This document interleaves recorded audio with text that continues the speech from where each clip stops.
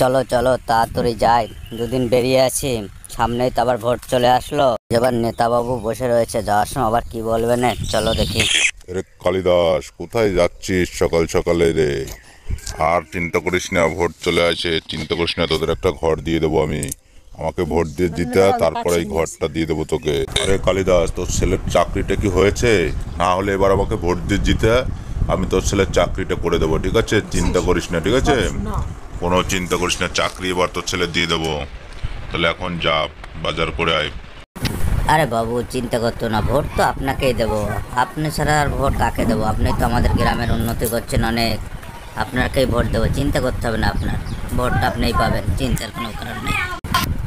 চলো চলো গিন্নি, বাজারটা সেরে নিই, আবার বৃষ্টি বৃষ্টি আসেনি কি। চলো। আরে শোন, এবার আমিও জিতছি, আর চিন্তার কোনো কারণ নেই, সব জনগণ আমার পাশেই আছে। যেভাবে এদের টাকা পয়সা মেরে খাচ্ছি, ভালোই হবে এবার আবার 5 বছর জিততে পারলে।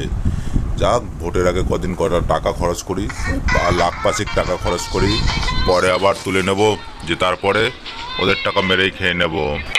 এখন আর বসে থাকলে হবে না, এই কদিন একটু লেগে পড়ে কাজ করতে হবে, কারণ আর কটা দিনই আছে ভোটের। এরপর তো আবার বসে বসে খালি টাকা আর টাকা ইনকাম করবে, কদিন একটু খরচা করি টাকা। যাই, বেরিয়ে পড়ি, উঠি, এখন আর বসা যাবে না, চলো।